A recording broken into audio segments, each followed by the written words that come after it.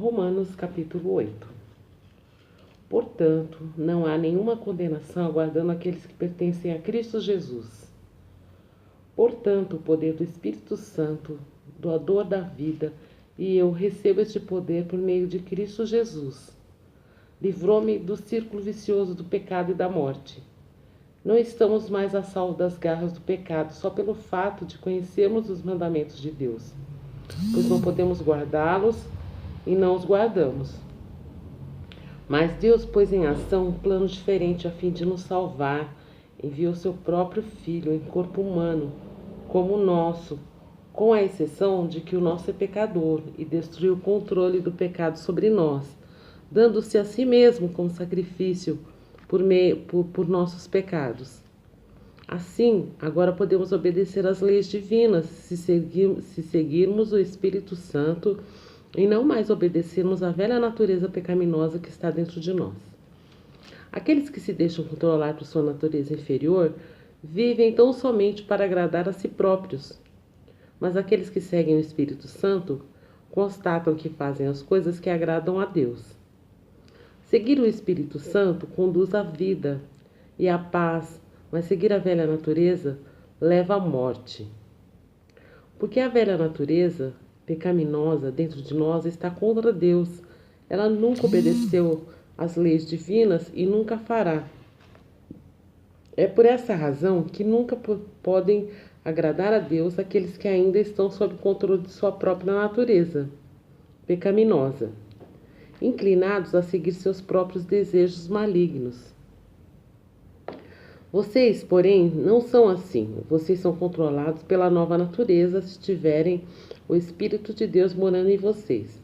E lembre-se de que se alguém não tiver o Espírito de Cristo morando em si mesmo, esse não é cristão de modo nenhum. Mesmo que Cristo viva dentro de vocês, seus corpos morrerão por causa do pecado. No entanto, o Espírito viverá, pois Cristo perdoou. E se o Espírito de Deus que levantou Jesus dentre os mortos vive em vocês, ele fará com que seus corpos mortais vivam de novo depois da morte, por meio desse mesmo Espírito Santo que mora em vocês. Portanto, queridos irmãos, vocês não têm, para com a velha natureza pecaminosa, qualquer obrigação de fazer o que ela lhes pede. Pois se vocês continuarem a segui-la, estão perdidos e perecerão. Mas se destruírem juntamente com suas más obras, por meio do poder do Espírito Santo, vocês viverão. Todos quantos são dirigidos pelo Espírito de Deus são filhos de Deus. E assim não devemos ser como escravos, medrosos e servis, mas devemos nos comportar como verdadeiros filhos de Deus, adotados no seio de sua família, chamando de papai. O Espírito Santo de Deus fala no íntimo dos nossos corações, dizendo-nos que somos realmente filhos de Deus. E se somos os seus filhos, então participaremos dos seus tesouros, pois tudo quanto Deus dá ao seu Filho Jesus, agora é nosso também. Mas se vamos participar da sua glória, precisamos participar também do seu sofrimento. Contudo, aquilo que sofremos agora é insignificante se compararmos com a glória que ele nos dará mais tarde. Toda a criação espera com paciência e esperança por aquele dia futuro, quando Deus ressuscitará seus filhos. Isso porque naquele dia todos os espinhos e ervas daninhas, todo pecado, morte e corrupção, as coisas que por ordem de Deus dominaram o mundo contra a própria vontade do mundo, tudo desaparecerá. E o mundo ao nosso redor participará da gloriosa liberdade do pecado que os filhos de Deus desfrutam. Sabemos que até mesmo as coisas da natureza, como os animais, as plantas, sofrem na doença e na morte enquanto esperam esse tão grande acontecimento.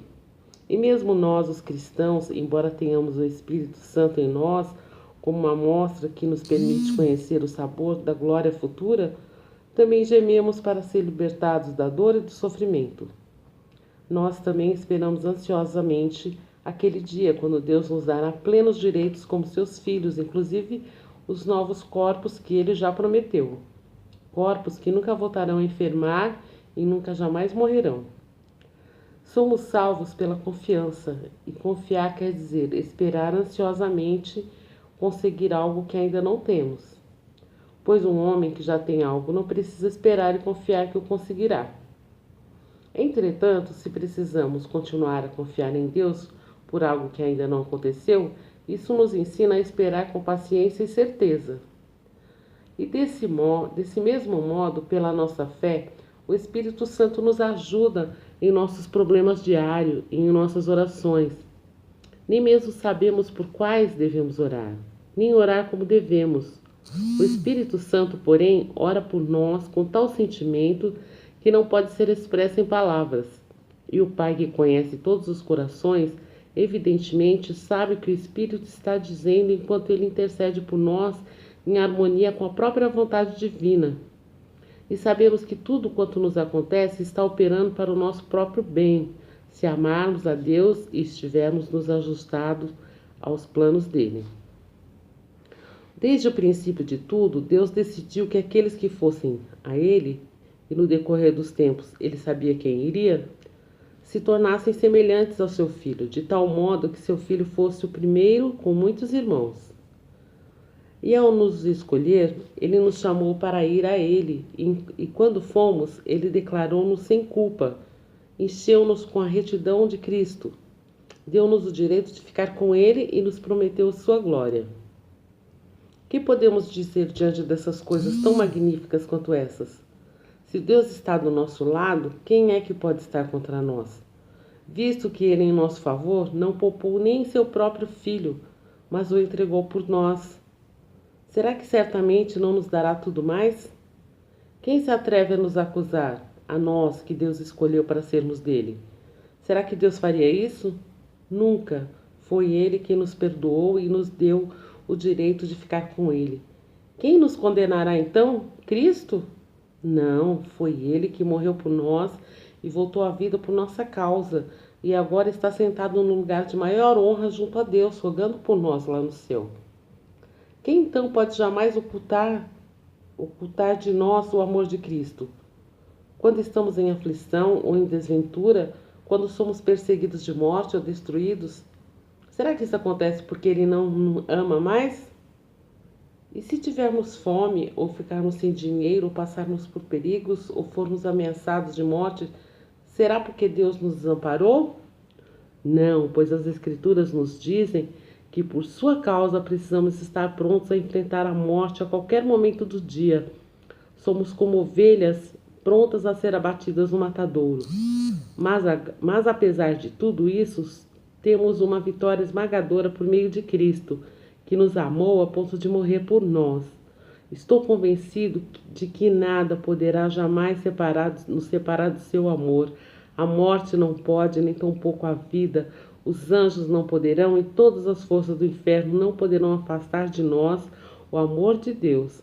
Nossos temores pelo dia de hoje, nossas preocupações sobre o dia de amanhã, um lugar onde estivermos bem alto no céu ou nas profundezas do mar, nada, jamais será capaz de separar-nos do amor de Deus demonstrado pelo nosso Senhor Jesus Cristo quando morreu por nós.